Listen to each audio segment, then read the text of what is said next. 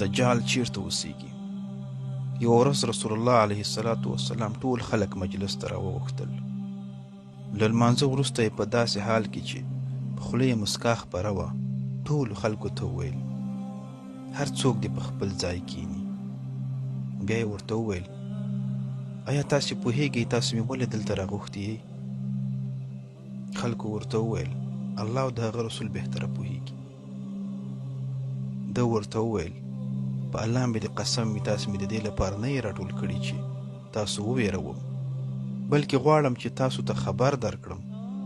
تمیم الداري ما ته داسې یو خبر وکړه چې زما د هغه حدیث تصدیق کوي کوم چې ما تاسو ته د دجال په اړه کړی و. تمیم الداري لومړی نصراني یعنې عیسوی و چې وروسته یې بیا ایمان راوړ مسلمان شو. رسول الله صلی الله علیه وسلم ورته وویل تمیم الداري د لخم او جذام سیمې 10 نورو کسانو سره په یوه کښتۍ کې سفر کاوه. د یوې میاشتې اوږد سفر نه وروسته د سیند خطرناکو څپو له دوی نه لاره ورکه کړه او یوې جزیرې ته یې ورسول. دوی ټول له کښتۍ نه راښکته شول او په جزیره کې پیاده روان شو. هلته له یو داسې حیوان مخلوق سره مخ شو چې د ډیرو ویښتانو له وجې مخ او شا نه پیژندل کېده.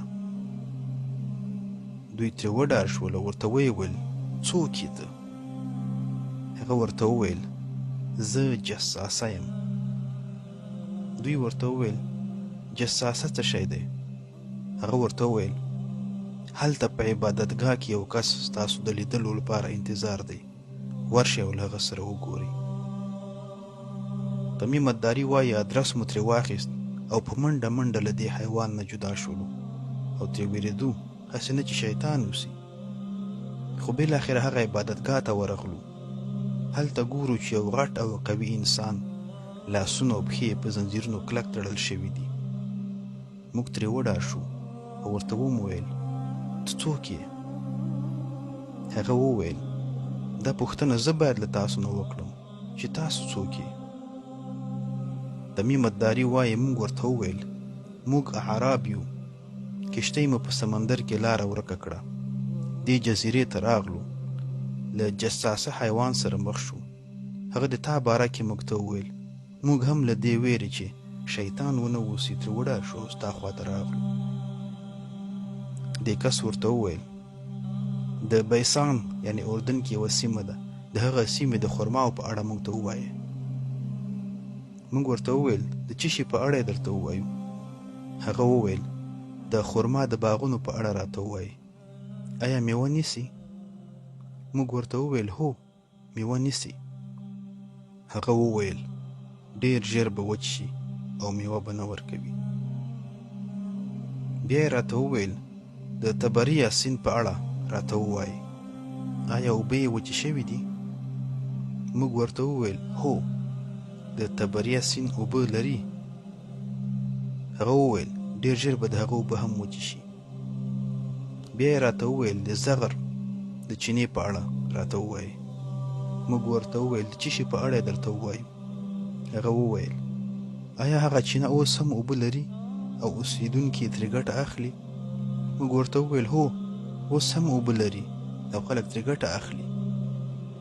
تمیم الداري وایي چې بیا یې رانه پوښتنه وکړه د امیین یا د نالوستي پیغمبر په اړه که راته ووایي چې څه کوي. موږ ورته وویل له مکې نه یې مدینې ته هجرت کړی دی. ویې ویل آیا اعراب ورسره جنګېدل؟ موږ وویل هو. د بیا رانه پوښتنه وکړه چې خبر شوی یم په اعرابو باندې برلاسی شوی دی او هغوی د ده پیروي کوي. موږ ورته وویل هو. هغه وویل راته د دوی لپاره همدا بهتره ده چې د هغه اطاعت وکړي او زه به اوس تاسو ته د ځان په اړه خبر درکړم. زه مسیح دجال یم. زه امید لرم چې ډېر ژر به آزاد کړی شم. په ځمکه کې به سفر وکړم له مکې او مدینې پرته چې پر ما حرام شوي دي او ملایک به تورې په لاس ما له هغه څخه منع کوي.